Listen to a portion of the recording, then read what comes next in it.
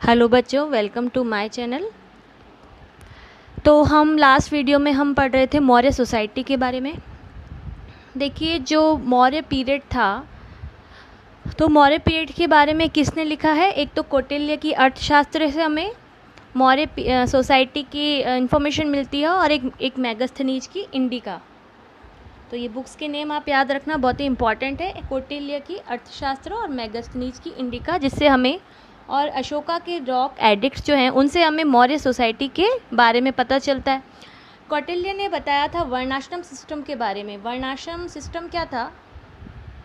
जिसमें कि ब्रह्मचर्य, गृहस्थ, वानप्रस्थ और संन्यास, तो ये चार जो है वर्णाश्रम थे, जो कि सोशल ऑर्गेनाइजेशन का फाउंड करता था। कौटिल्य ने मेंशन किया है इन चारों वर्णों के बारे में भी, कि जो वर्णास थे उनके बारे में भी मेंशन किया है। कौटिल्य ने दूसरी अदर कास्ट के बारे में भी मेंशन किया है, मतलब जो ब्राह्मण, क्षत्रिय, वैश्यास और शूद्रास और उनके ऑक्यूपेशन के बारे में कौटिल्य ने अपनी बुक में बताया है। इसके अलावा उसने कई सारी जो छोटी कास्ट होती थी, निषद, पश्य, व्रतकर, वैदहिक, सूत, चंडाल, इन सब के बारे में भी बताया है। और मेगास्थनीज की बुक जो है इंडिका, उसमें उसने इंडियन सोसाइटी को 7 कास्ट में डिवाइड किया है। उसने अपनी बुक इंडिका में मौर्य सोसाइटी को 7 कास्ट में डिवाइडेड किया है, और इसके नेम क्या थे? दार्शनिक, किसान, कारीगर, यहाँ शिल्पी, ठीक है, सैनिक, निरीक्षक जिसको इंस्पेक्टर को कहते हैं, और सभासद एंड सैनिक, मिनिस्टर एंड उसकी सेना। तो इस तरह से कौटिल्य और मेगास्थनी की जो बुक्स हैं उनसे हमें मौर्य सोसाइटी के बारे में जानकारी मिलती है। ये देखिए, आपको ये पिक दिख रही है, तो देख लिए मौर्य सोसाइटी जो है पूरे आधे से ज़्यादा इंडिया पर अपना इन्होंने ऑक्यूपाइड कर लिया था, है ना। आधे से ज़्यादा इंडिया इन्होंने अपने अधिकार में ले लिया था, ठीक है। और ये सांची स्तूप है मध्य प्रदेश में, और ये सारनाथ, ये अशोका पिलर में जो है, जो सत्यमेव जयते पे भी लगा हुआ है। तो इस तरह से मौर्य डायनेस्टी और अशोका का एम्पायर देखिए कहाँ कहाँ पे था। पूरे वेस्टर्न साइड, साउथ की तरफ भी लगभग गोदावरी, कावेरी नदी के यहाँ तक पहुँच गया था।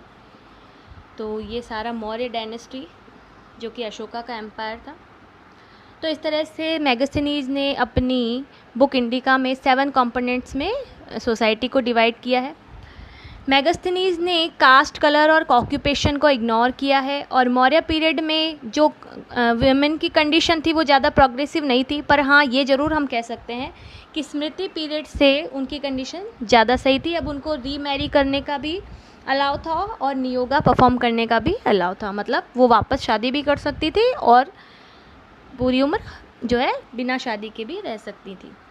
तो ये अधिकार इनको स्मृति पीरियड में नहीं था। अब हम पढ़ेंगे शुंगा डायनेस्टी के बारे में। तो शुंगा डायनेस्टी जो है उसका फाउंडर कौन था? पुष्यमित्र शुंग था। पुष्यमित्र शुंग जो था कौन था, मैंने इसके बारे में आपको पहले भी बताया है। ये मौर्य किंग जो था, लास्ट मौर्य किंग मैंने बताया था बृहदर्थ था, और उसका चीफ कमांडर जो था, उसका जो सेनापति था वो था पुष्यमित्र शुंग। तो पुष्यमित्र ने क्या किया, इस बृहदर्थ को मार दिया और उसकी गद्दी पर बैठ दिया। तो यहाँ पे जो मौर्य सोसाइटी एंड हो जाती है, और कौन सी डायनेस्टी स्टार्ट होती है? शुंगा डायनेस्टी स्टार्ट होती है। फाउंडेशन कब किया उसने? 185 बीसी में, और कब तक रूल किया? 151 बीसी तक। कई सारे वॉर्स उसने जीते, और इसके अलावा पुष्यमित्र शुंगा ने अश्वमेधा यज्ञ भी करवाया था अपने टाइम में 2 बार। अश्वमेधा यज्ञ क्या होता है कि आपने देखा होगा रामायण में किस तरह से राजा जो है अपने घोड़े को छोड़ देता है, और वो घोड़ा जो है जितना चलता है, तो वो सारी ज़मीन जो है, अगर कोई उस घोड़े को पकड़ लेता है तो उसे राजा के साथ युद्ध करना पड़ता है ना। और घोड़ा जितना चल के गया उतनी ज़मीन जो है जीतने वाले के पास आ जाती है। तो ये राजा महाराजा अश्वमेध यज्ञ करवाते। अश्वमेध मीन्स मतलब घोड़े को कहते। तो इस तरह से अश्वमेधा यज्ञ भी करवाया था 2 बार। और जो संस्कृत ग्रामेरियन है पतंजलि का नाम आपने सुना होगा, वो इस यज्ञ का क्या था, प्रीस्ट था, मतलब इस यज्ञ को करने वाला पुजारी जो था वो कौन था, पतंजलि था। तो पुष्यमित्र के बाद अग्निमित्र, ज्येष्ठामित्र, भद्रक, भागवत, देवाभूति, ये जो मेजर रूलर्स थे जो कि शुंगा डायनेस्टी के थे। देवाभूति जो था was dethroned by Amatya Vasudeva around 73 BC। तो देवाभूति ने वापस से अमात्य वासुदेव से अपना थ्रोन वापस ले लिया था 73 BC में। तो ये सारे रूलर्स थे शुंगा डायनेस्टी के। फिर टाइम पीरियड आता है सतवाहना डायनेस्टी। देखिए ये थोड़ा सा सतवाहना डायनेस्टी, शुंगा डायनेस्टी ज़्यादा कुछ नहीं है, सबको ऐसा हार्ड सा टॉपिक लगता है, बट बहुत ही इजी टॉपिक है। आप वीडियो को बार बार देखोगे तो आपके माइंड में ये चीज़ें सेट हो जाएंगी, है ना। तो सतवाहना डायनेस्टी के बारे में हम पढ़ें तो इसका फाउंडर कौन था, है ना, अ पर्सन जिसका नाम था सिमुका। एक पर्सन जिसका नाम था सिमुका, उसने इस डायनेस्टी की नींव रखी थी 60 BC में। कहाँ पे, आंध्र प्रदेश, है ना। तो आंध्र जैसे कि मान लीजिए ये अपना इंडिया है ना, इसका जो साउथ पार्ट है यहाँ पे मान ली आंध्र प्रदेश, ठीक है। तो यहाँ पे गोदावरी से लेके कावेरी नदी के बीच का जो भी पार्ट है वो सातवाहना डायनेस्टी का था। तो इस डायनेस्टी को आंध्रा डायनेस्टी भी कहते हैं, है ना। तो आप कंफ्यूज मत होना, क्योंकि आंध्रा रीजन के आसपास ये डायनेस्टी जो है वो इमर्ज हुई थी गोदावरी और कृष्णा नदी के बीच में। तो इस डायनेस्टी को आंध्रा डायनेस्टी के नाम से भी जाना जाता है, ठीक है। तो सिमुका ने 37 BC तक रूल किया और उसके बाद उनका जो सन था जिसका नाम था सतकर्णी फर्स्ट, नाम याद रखना बहुत इंपॉर्टेंट है, सतकर्णी फर्स्ट जो था वो रूलर बना। तो सतकर्णी ने क्या करा था, सतवाहना डायनेस्टी को ऊंचाइयों पर पहुंचा दिया था। उसने भी अश्वमेधा यज्ञ किया था और अपने एम्पायर को काफ़ी आगे तक ले गया था। और अगर इसके बारे में और ज़्यादा हम देखें तो जो सतकर्णी था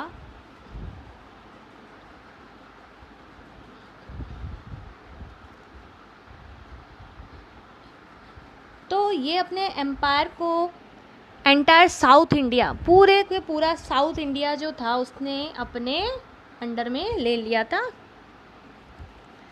गोदावरी रिवर के किनारे। After some time of the death of Satakarni due to the invention made by Shakas. उस समय किसके इन्वेंशन हो रहे थे, शकास के, है ना। शका जो है वो एक फॉरेन इन्वेंशन ट्राइब है, वेस्टर्न साइड से शकास के जो अटैक हो रहे थे।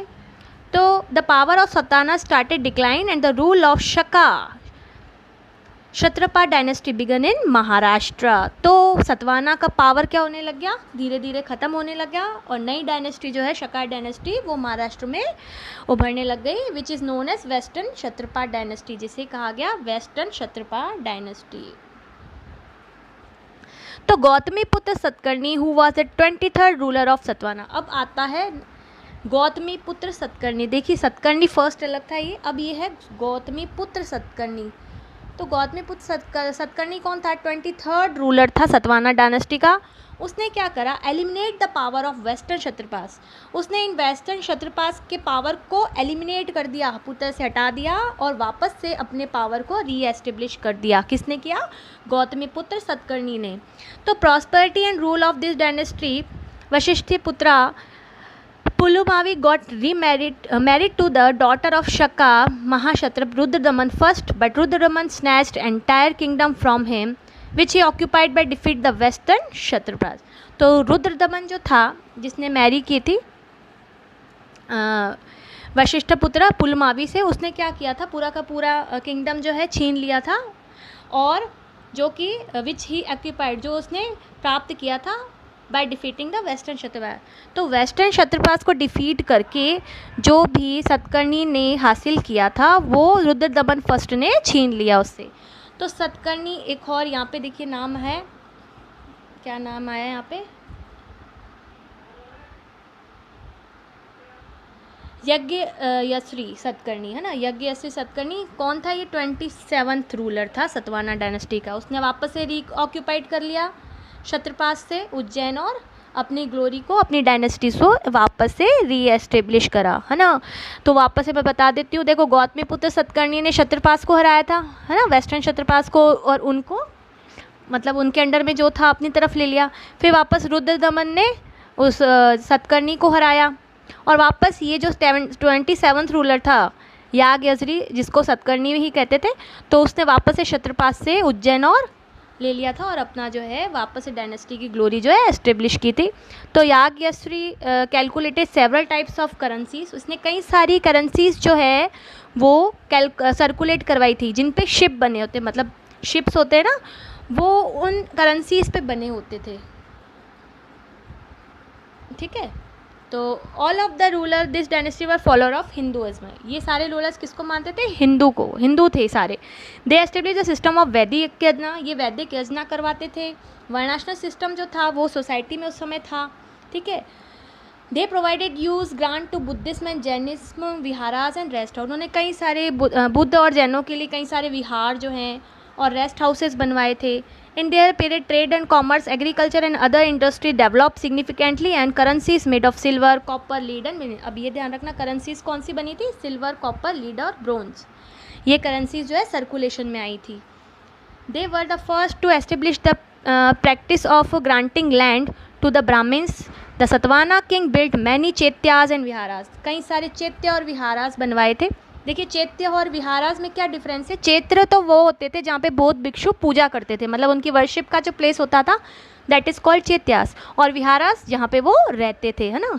तो वेस्टर्न डेक्कन में उन्होंने कई सारे विहारास बनवाए थे बौद्ध भिक्षुओं के लिए, जैनों के लिए।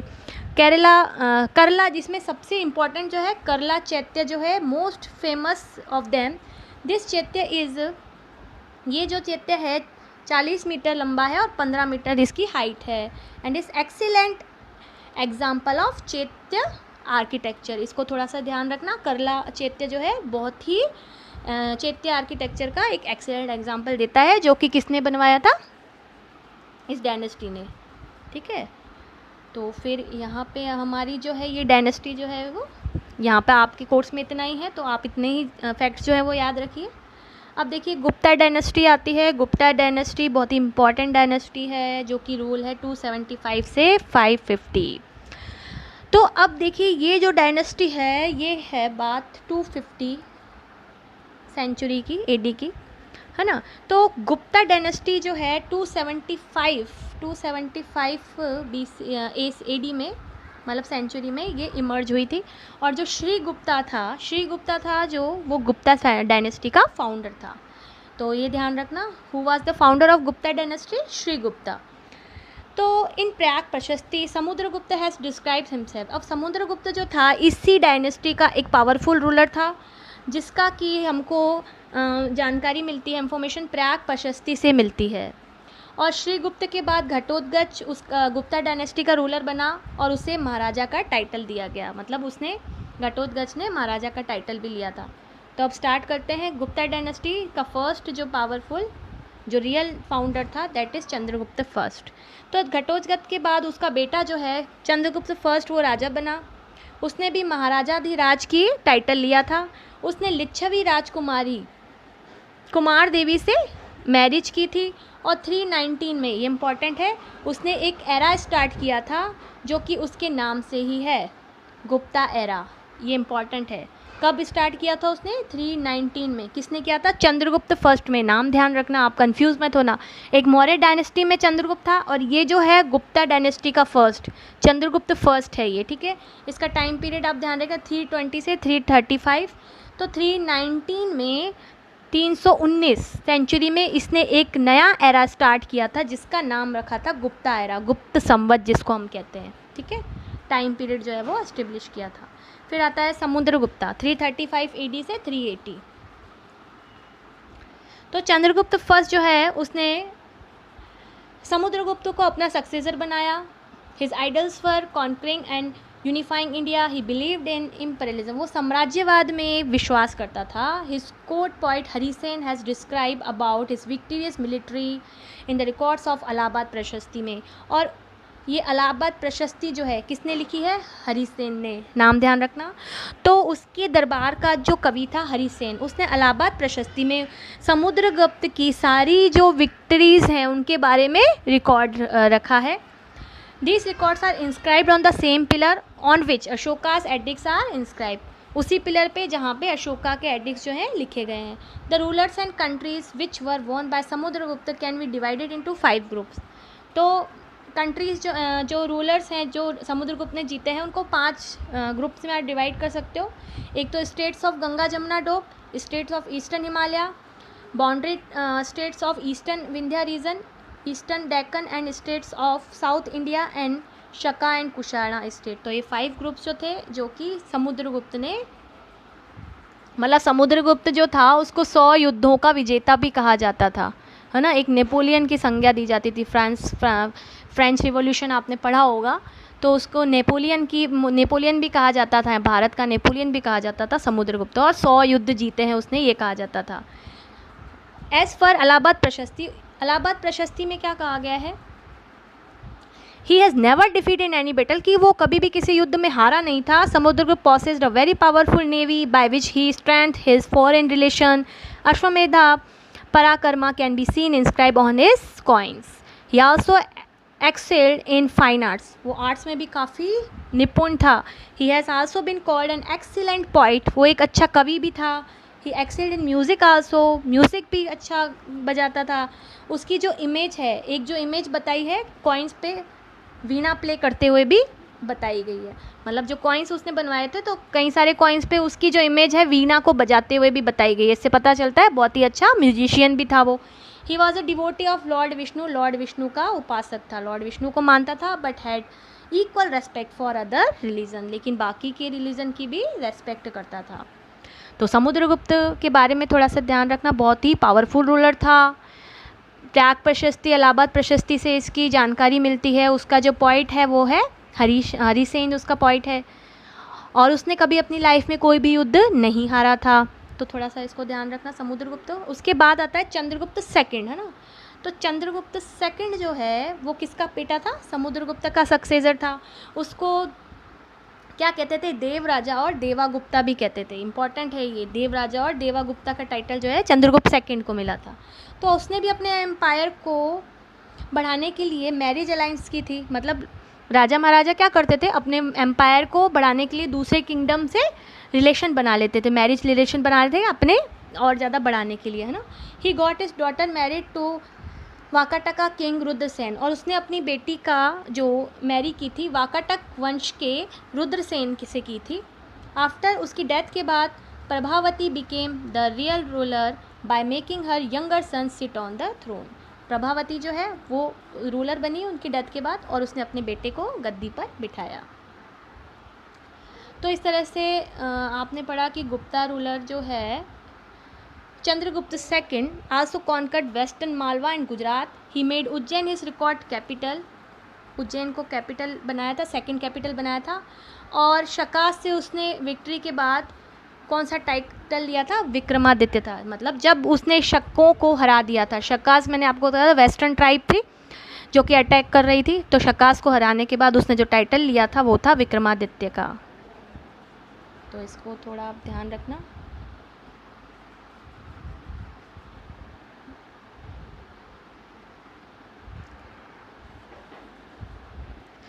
आगे के जो चैप्टर है मैं आपको नेक्स्ट वीडियो में पढ़ाऊँगी। आपको अगर मेरी वीडियोस की नोटिफिकेशन चाहिए तो आप सब्सक्राइब बटन पे प्रेस कीजिए, उसके पास में जो बेल आइकन है उसको दबाइए, तो आपको आगे के नोटिफिकेशन भी मिल जाएंगे। Thank you.